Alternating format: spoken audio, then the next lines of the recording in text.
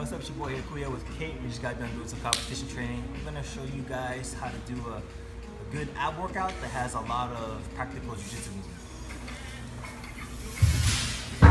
You're gonna want to do each exercise about 3 to 4 1-minute rounds, alternating between you and your partner.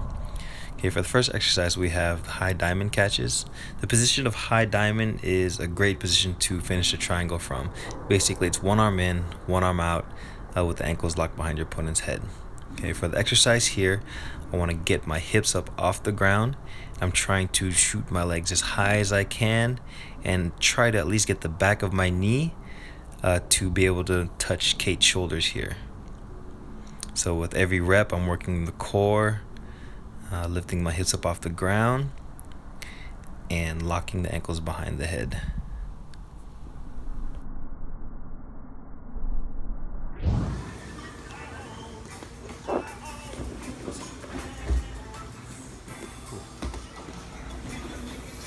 The next exercise we have is the swinging arm bar.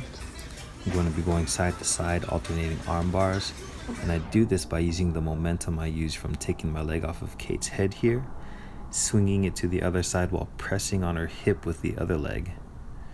Once I get to the other side, I lift my hips up off the ground, working the core, and I lock in the submission.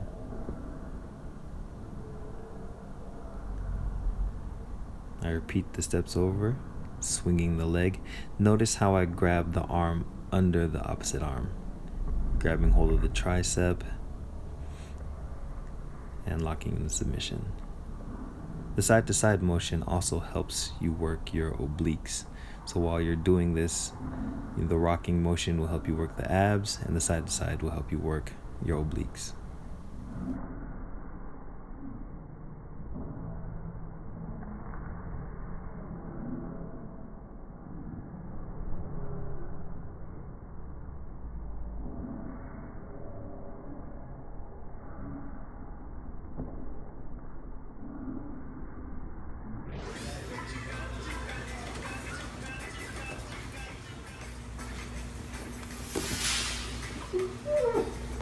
The next exercise we have is the omoplata catch.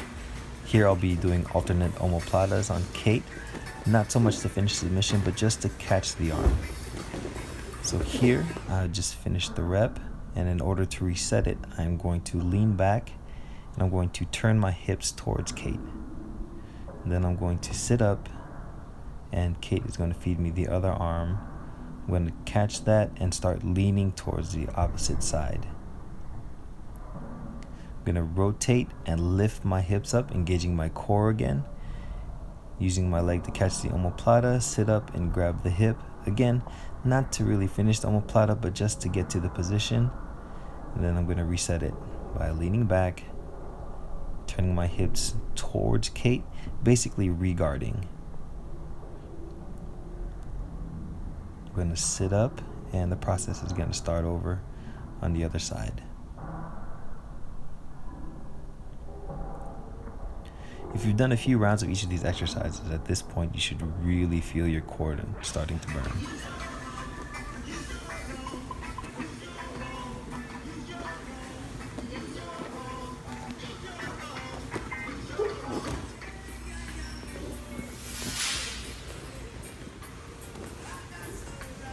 The last exercise we have is the triangle hip switch. We begin by laying side by side, head to toe with our partner, holding each other's hand, wrist, or gi.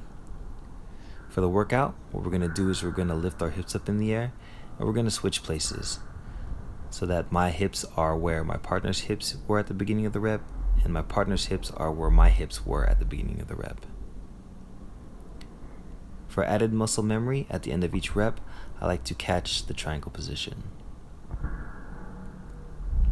I like to do this exercise at the end of the workout because you get to do this together with your partner. You can do this for a set amount of reps, or you could try to see how many reps you can do in a minute, depending on how much of a challenge you want.